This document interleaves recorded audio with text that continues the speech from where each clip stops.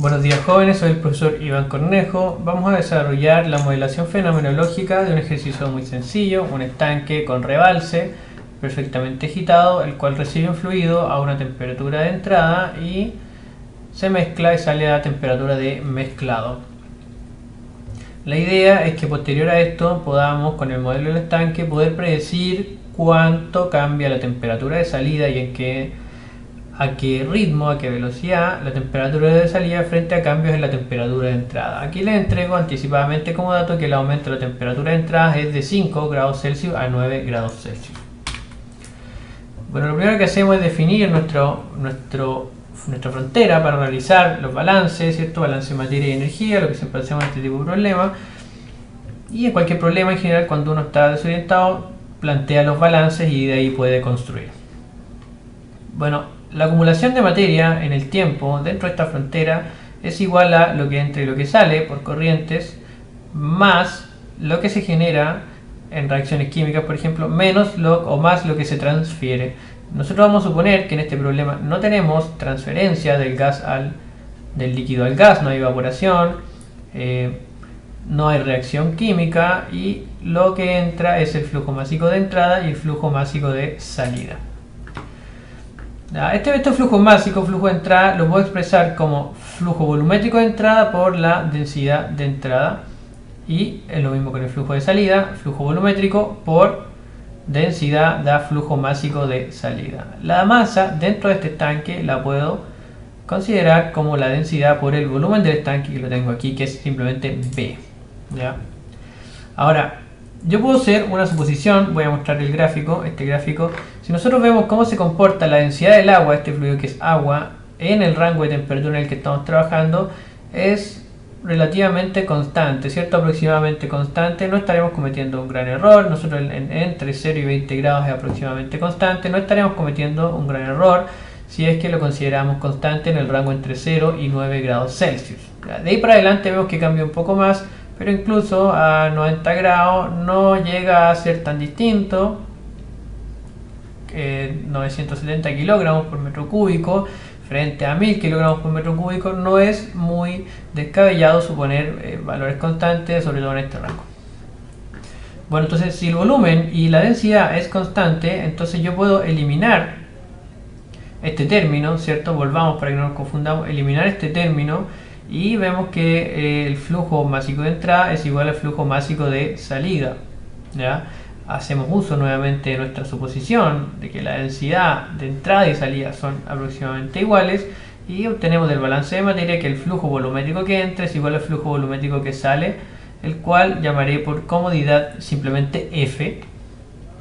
Si valen lo mismo los puedo llamar de la misma forma.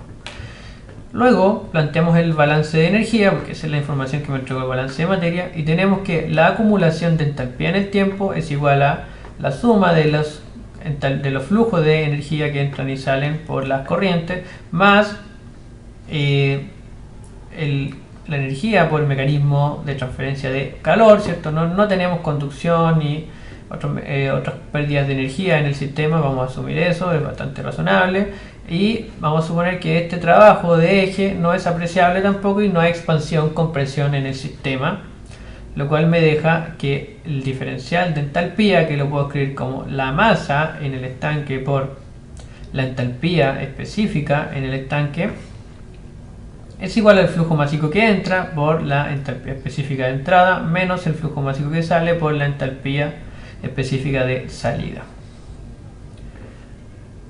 Sabemos que podemos decir que la entalpía es igual a de cualquiera de las corrientes, entalpía sub J, es igual al Cp de esa corriente por la temperatura J menos una temperatura de referencia. Tenemos claro desde termodinámica. Y yo puedo desarrollar un poquito, hacer un poquito de álgebra acá y ver o expandir en realidad esto con equivalencia. Y vemos que la masa la podemos expresar como el volumen por la densidad, mientras que la entalpía la podemos expresar como el Cp por la temperatura al interior del estanque, T menos una temperatura de referencia que ya nos la daremos, ¿cierto? De igual forma, el flujo másico de entrada lo puedo expresar como el flujo volumétrico por la densidad y la entalpía de entrada como el Cp por la temperatura de entrada menos temperatura de referencia. Exactamente lo mismo sucede con la temperatura de salida, con la entalpía de salida, en donde yo puedo considerar el flujo másico como la densidad por el flujo de salida y la entalpía específica como el Cp por la temperatura de salida menos la temperatura referencia. Podemos asumir algunas cosas. Ya habíamos dicho que la densidad la podemos considerar aproximadamente constante. La densidad de entrada es igual a la densidad de salida, aproximadamente igual. Y la llamaré simplemente por comodidad, la llamaré ρ, ¿ya?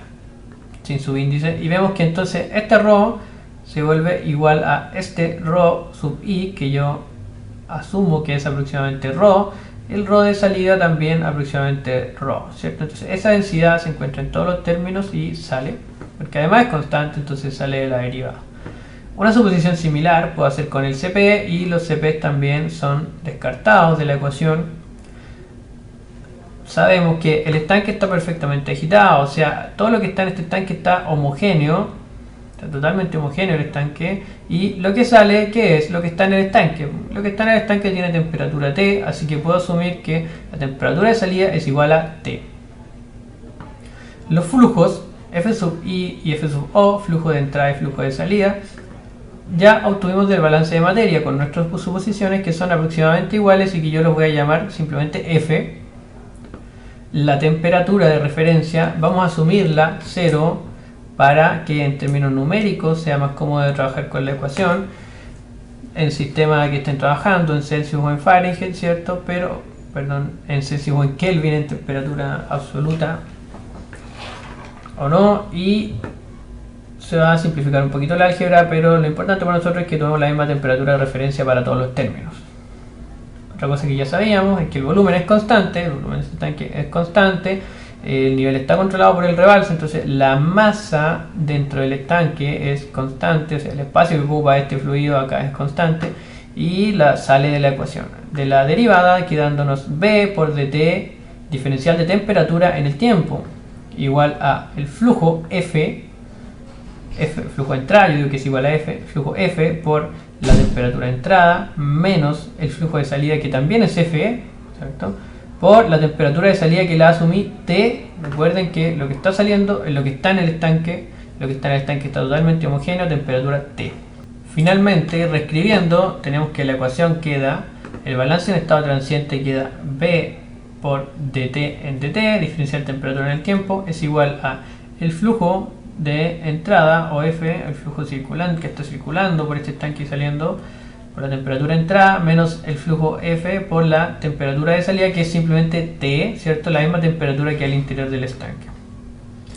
Para hacer mi balance en estado estacionario, considero las cantidades que están variando a través del tiempo. Supongamos que es lo que está variando, la temperatura de entrada y evidentemente la temperatura en el interior del estanque. Si cambia la temperatura de entrada, cambiará la temperatura en el interior del estanque. Entonces tomo el diferencial de temperatura sub S, ¿cierto? Está cambiando la temperatura, entonces la señalo como variable de desviación, indicando que inicialmente estaba en un estado T sub S, con un valor T sub S. Lo mismo con la temperatura de entrada, que cambia, ¿cierto? Que ese es precisamente el cambio que estoy analizando.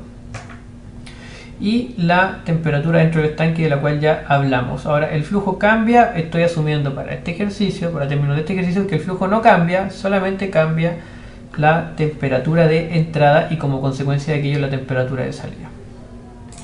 Haciendo la resta de las dos tenemos nuestra ecuación de diferencia, transiente menos estacionario, y ya hemos hablado que la temperatura prima significa temperatura menos temperatura de estado estacionario. Recuerden también que ese estado estacionario refleja la temperatura inicial, o sea, si tuviéramos que ponerle números por ejemplo, a la temperatura de entrada inicial, veremos que la temperatura de entrada inicial vale 5, ¿ya? Es la temperatura de estado estacionario inicial.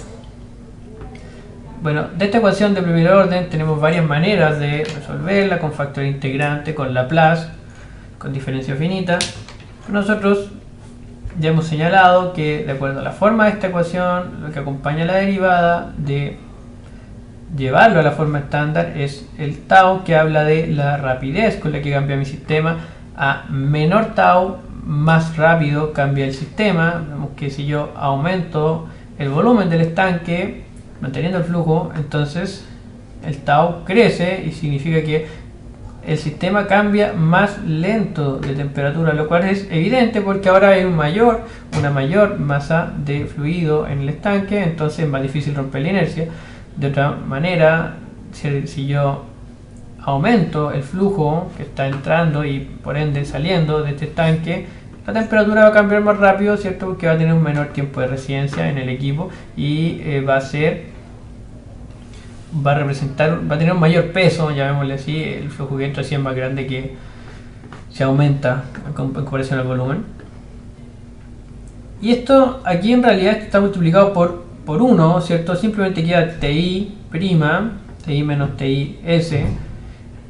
Pero quise dejar explícito que está multiplicado por 1 porque generalmente aquí lo que aparece es la ganancia de estado estacionario. ¿Qué significa? En el nuevo estado estacionario, cuando esto termine de equilibrarse, ¿cuánto habrá cambiado la temperatura en el estanque o temperatura de salida frente a un cambio unitario en la temperatura de entrada? Y vemos que lo que sucede es que al cambiar en 1 la temperatura de entrada, cambia en 1 la temperatura de salida. Es razonable porque no hay ningún otro tipo de mecanismo que aporte energía a este sistema. Finalmente vemos que esto en forma de diagrama de bloques queda de la siguiente forma. La variable de entrada, temperatura de entrada, ingresa y de acuerdo a la dinámica y sensibilidad del sistema cambia la temperatura de salida. ¿Cuánto cambiará? Depende de la ganancia, que ya la calculamos, que es 1, o sea, si cambió en 1 la temperatura de entrada, o si cambió en 5 la temperatura de entrada a la larga en el nuevo estado estacionario, la temperatura de salida también habrá cambiado en 5, y el tau representa, o constante de tiempo del proceso, representa la rapidez con que va a llegar a ese nuevo estado estacionario. Mientras más grande el tau, más lento, porque significa que le toma más tiempo en llegar al nuevo estado estacionario. A continuación, en una actividad futura, veremos distintas formas de llegar a obtener la forma de la curva de temperatura de salida en función de cambio en la temperatura de entrada. Éxito.